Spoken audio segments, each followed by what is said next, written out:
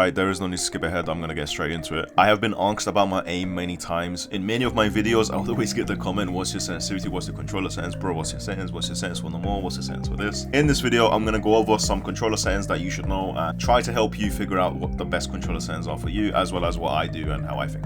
Let's get started. Step 1, as always, go to your practice range. Right, so the thing you should know about your controller setting is very simple. Let's say if there's a target on the left, right, and I need to aim at him. If I'm trying to aim at him like that and I overshoot it, like around there, and I don't aim onto him, I'm overshooting my aim like, oh, let's say I need to snap onto him and I like go over it, right? That means my sensitivity is too fast. And it can happen once or twice, that's fine. But if it's a constant thing where you're always overshooting your aim and then you have to readjust it back to the right, you need to slow down your sensitivity. The same goes for if it's too slow. If you are trying to snap onto him and you like sort of downshoot it, I don't know what you call this. Like I said, guys, I'm retarded.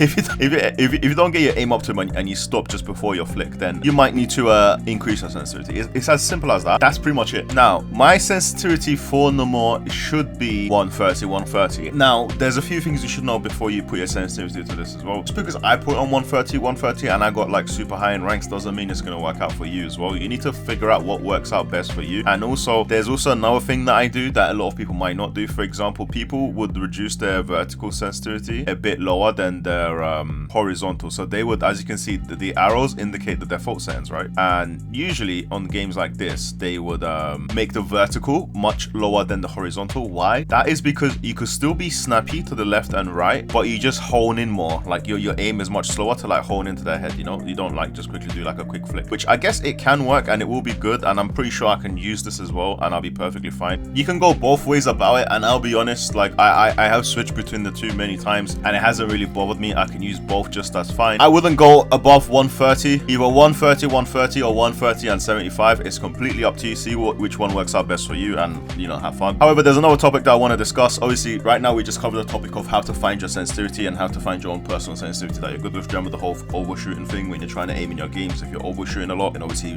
reduce the sensitivity. If you're not overshooting at all and you're actually downshooting, pretty sure that's not a word, and then obviously you'd want to increase your sensitivity. Another thing you should know is that your sensitivity should change according to the hero you're using. A lot of people online will make a settings guide and they will not cover this. You cannot have a one-shoe-fits-all situation. It doesn't work like that, okay? So with Namor, I can sit back and be a bit more precise, right? These ain't my sensitivity. Bro, my settings got reset.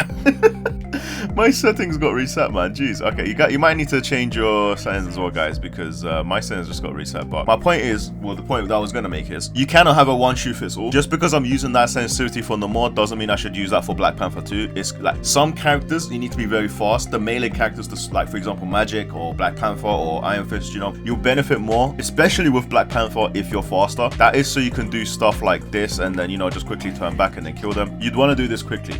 You know, you'd want to turn back and go. Some would even say this is too slow for Black Panther. Some would even say, you know, you should put that up to like fucking 400 or something, just so you can be super quick with it. It is impossible. What I'm trying to say is for you to have a one-shoe-fits-all. That's not gonna happen. Don't think you're gonna find your sensitivity and then that's it. You're gonna use that sensitivity forever and you know never change again. It's not gonna work like that, because if you use a different character, you're gonna need to understand that character's sensitivity and what you need for that character. Because every character would have their own unique sensitivity that they would benefit from, and you need to get used to that. I hope I explained that well. Now I want to talk about muscle memory, because this is another key area that no one really likes to talk about. Stop changing your sensitivity. I know it's hard for me. I know it's hard for you to understand the concept of not being allowed to change your sensitivity, but also change your sensitivity for different heroes that you use. That is exactly why majority of the time people in high elo would have a small champion pool. You know, I would never ever see a top 20 player or a top 50 player that says, oh, I use like 16 different heroes and I'm good with all of them and I reach. No, what they would say is, here's my main, but I can also use this, maybe one or two other characters, but yeah, that's it. Maybe they'll have like 3 to 4 characters in their roster. That's at max, probably. Like even that's a bit unheard of. They will have them like their mains and then they're like side mains where they can, you know, they're still good with it, they can still pull their weight, but you get the idea. They don't play the entire roster. What's my roster? I can play Namor. I can probably play Hawkeye too. Them two have a very similar aiming style and a very similar positioning style, where you stay at the back, you pop shots, and yeah, you need a bit of snappiness and a bit of flickiness, you know. And that's exactly why on Hawkeye 2 I will use 130 aim, just so I can get used to it. However, what I did was I one-tricked Namor, right? And I didn't change. So all my brain got used to was the aim of Namor. So, and by not changing my hero, by not changing my character, my brain got so used to this I had muscle memory. Here's another just side topic that you guys are gonna wanna know, and it's like another truth bomb that you need to hear. If you have a full-time job, right, and you barely have any time to play on this game, sorry to tell you this, your aim's gonna suck. There's people on this game that spend many hours a day and that have muscle memory and that just play the same hero over and over again. For you to have better aim than them, it's just not gonna happen. Yeah. The truth is, guys, when I was in like the top 500 lobbies in Call of Duty ranked and stuff like that, like I only got to that stage when I was banging out the game at least 8 hours a day, every single day, right? And I was being a no-life sweat. And that was the only time when I actually did scale so high at the game. It's because of the amount of time I put in. And that's because your muscle memory kicks in so well and you just know exactly how to like aim and where to flick, and it just becomes smooth. Like missing is almost impossible. That's another thing you should consider too. However, I would say this, with Sue Storm, so what happened with Sue Storm? I swear to God if this changed as well. Bro, this is crazy. Bro, they reset all my settings, bro. Okay, so with Sue Storm, I was using, I believe, like 250, but then I realized I'm missing heals at valuable time, like on key moments on my allies, because I can use it and it's completely fine, and it make like, you know, I could be very quick and snappy with it. But the issue was I would miss heals, and I realized that I was missing heals on my allies. So what I did was I lowered it down to like 180. That made me still like look around really fast, but it allowed me to slow down a bit more. You just need to analyze your gameplay and see why you're missing shots. You're not missing shots because you're bent. You're missing shots because you can't control your sensitivity. So what about your sensitivity can you not control?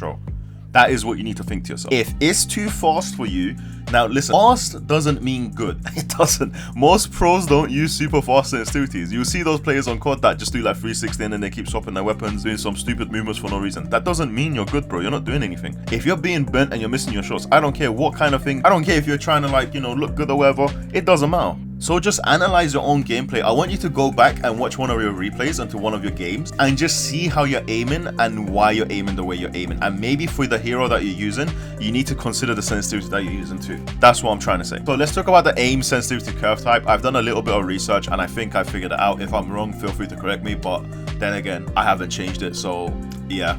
The linear curve type gives you a more consistent feel, right? Apparently.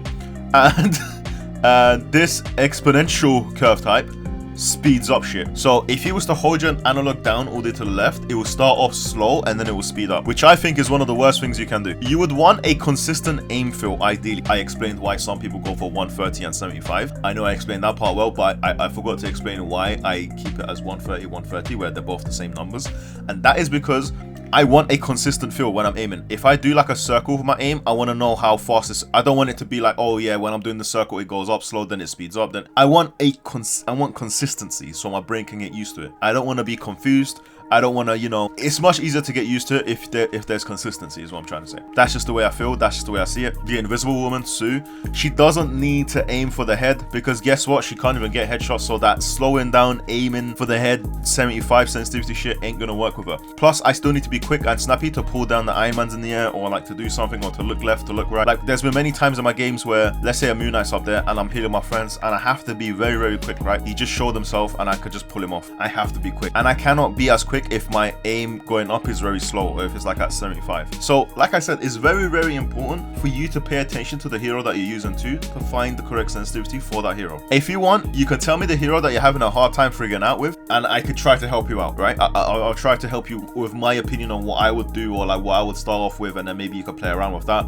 Feel free. Now let's talk about the aim sensitivity curve type. So linear gives you a more consistent feel. It's the same speed all around. This exponential curve type, it will speed up if you hold down left. So the longer you hold down your analog to a certain direction, then the more it will speed up, or yeah, it's something stupid. And this is basically in between both of them, like a little bit of both. Some people go for this, and some videos will tell you that this is what you need to go for. Some videos will tell you that this is what you need to go for. Some videos, I hope not, will tell you this is what you need to go for, which I would strongly disagree with. Regardless, here's the truth, guys. Since playing this game, I haven't really touched this, and I don't really care. I use linear. It's worked out perfectly for me, because like I said, I want consistency. You just need to get used to it. It's actually not that serious. Now, let's talk about dead zones. People would recommend you to reduce your dead zones, so then you can just look around quicker. However, if you have stick drift, then this isn't what you want to do. You know, it's going to be kind of bad. I haven't really touched them either. Now, let's talk about the aim assist window size and the aim assist strength. Window size is very situational, because for some heroes, if you have a large window size, it might screw you over, because then your aim's gonna drag to the left and right, and it might screw you over. But again, I'm gonna say this, I haven't touched it. It doesn't affect my gameplay. It doesn't affect me. Now, there is something that I have seen online, and that is people telling you to reduce your aim assist strength. I want you to do me a favor. Whoever tells you to do this, I want you to go ahead and unsubscribe and block their channel. No, I'm joking. But yeah, I don't see it. I don't see in any world why reducing your aim assist would be beneficial to you. I know there's gonna be some of you that's gonna try and explain this, and I don't want to hear it.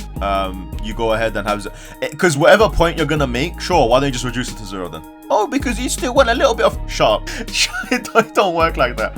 Like, I want 100% aim assist, right? I want to be assisted. Yeah, this is just basically like, it'll help you aim. It's literally called aim assist. So why would I want to put this down? It doesn't make sense. I can understand why you'd want to put your aim assist window size down for certain characters. I don't think I changed anything else. Oh my god, bro, like they even changed, my god, what is this, man? I'm gonna restart the game, bro. I just made a video the other day telling you guys to put your Sue ability to Y. I'm telling you, bro, they reset all my settings for some reason. I can't even, bro, they changed everything, man. That is so annoying. Point being, you guys wanted to see my sensitivity settings. I hope I showed you it. Point being, these are my settings. I haven't really changed much, and that is what I tried to explain to you guys in the comments as well. Whenever you guys did comment about my sensitivity and like what my settings are, I didn't really change them up. These are just my settings, and it has worked out pretty well for me. You know, I'm in Celestial 3. I've been winning a few games too. Hopefully I'm gonna get to Celestial 2 next season. I'm gonna try to get to Eternity. We'll see if how that goes, but yeah. So just to wrap things up, just so you understand what we covered, I hope I don't miss out on anything. We covered the heroes and how different heroes need different sensitivities, and you can't have a one shoe fits all. We covered muscle memory and why it's so important. I also covered a way on how you can figure out what your sensitivity is, or how you should improve, like, you know, increase it or decrease it, if you are overshooting it or not. Every single hero has a different sensitivity. For example, on Rocket, I believe it should be, well, I guess the reset, so it should be ridiculously high. And so if we go over here to Rocket, right, if we find Rocket, let's see where he is. I can't believe they reset all my settings, man. I'm so sad. So okay, this isn't Rocket settings. So what I use on Rocket is a ridiculously high setting. Right, so for example, on Rocket, what I would use is a ridiculously high setting where super fast, like Black Panther. Why? Because with Rocket, most of the time, I'm not going to be shooting unless they're in my face, or unless someone's low, or unless I need to shoot. I already covered this on when you need to shoot with Rocket. If you haven't checked that video out, go for it. I made a good guide for him. And I also cover like when you should shoot with Rocket. I never say you should never shoot with Rocket. You know, if there's a Venom dive in your backline, and you know, you can actually melt tanks pretty easily. But I also do believe majority of the time you should not be shooting with Rocket unless the opportunity comes to you. That is it. So most of the time I'm just going to be spamming out my healing balls, right? Like even now, look, my sensitivity is super high, right? But I can slow it down. I can hone it in because I got extended analogs and I got a good controller, which I will be talking about after this as well. This is all I need to do just to heal my allies, right? If I get dived, bang, I'm out. That's why I use a super high sensitivity, because I could just quickly, like, you know, fly up into the air and get away with Rocket. Honestly, guys, like I said, it depends on the hero you're using. Okay, now here's another segment that I want to talk about, and that is the controllers that I use, which I think play a main part to this. I actually feel like I'm cheating when I use these controllers, but they're actually super good and very helpful. If you guys are on Xbox or on PlayStation, you know that there are controllers out there with paddles on the back. If you are using a controller without buttons on the back for you to press, you're at a disadvantage, and I'm going to explain in many reasons why. First of all, I have triggers which I can shorten at the back of my controller. This makes it so when I'm pressing my RT, the shooting button, I don't have to press all the way down.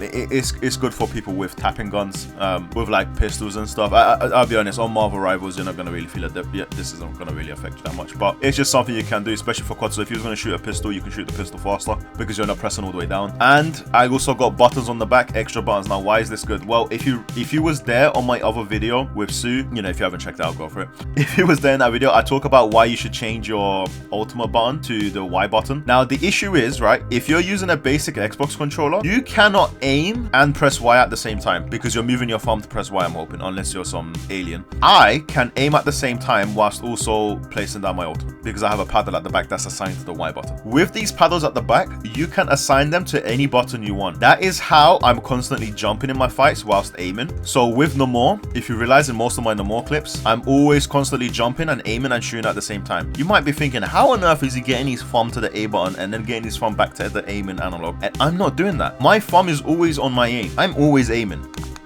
That is the button at the back that I'm pressing to jump. These controllers are amazing, but the biggest reason as to why they are amazing is that they have extended analog. You use a normal analog, which isn't extended. Now, the reason why an extended analog is good is because it gives you more room to move it, and it allows you to be more precise with your aiming, and you would have better aim with an extended analog. If you are not using an extended analog, you are at a disadvantage. You need to get these controllers ASAP. Now, I know what you're thinking. Hey, look, you know, I don't mind getting these controllers. It's just they're super expensive. Like, you know, the Elite controllers are like over 100. Scuff controllers are like over 200. And the thing about Scuff controllers is they break. Everyone who's had a Scuff will tell you that those controllers have broken down on them after like a few months of use. Some even after, like, they don't really last that long, and you have no warranty. What if I told you that there was a controller out there that solves both those issues? It has the paddles, it has the shortened triggers, it has the extended analogs, and you can remap it very easily, and it comes with a 2-year warranty, and it's very cheap. You'd say I'm bullshitting, right? That is exactly what I thought when I found this controller. The controller that I'm talking about is the Fusion Power A controllers. I have used these controllers for many years. I can literally show you my Amazon history. For those of you that are on Xbox, if you're looking for a new controller, or if you want to upgrade your controller, if you do want to get the extended analog sticks and take the and listen to the tips I've given you, then please do buy these controllers. Why? You get a 2-year warranty with it, okay? And it does everything that I said, and it's super cheap. You can get, I think, some of them for like £40. There's one for like 60 pounds. The one I got is a bit expensive. It was given to me as a gift, as a birthday gift. So, you know, don't buy my one. My one's just got some LED lights onto it. It's literally the exact same thing as the number 4, the number 3. It's just, you know, it's got some cool fancy LED lights onto it, and you can play around with the lights. That's about it, and that's exactly why it's so expensive. So do not buy my one. It's not worth it.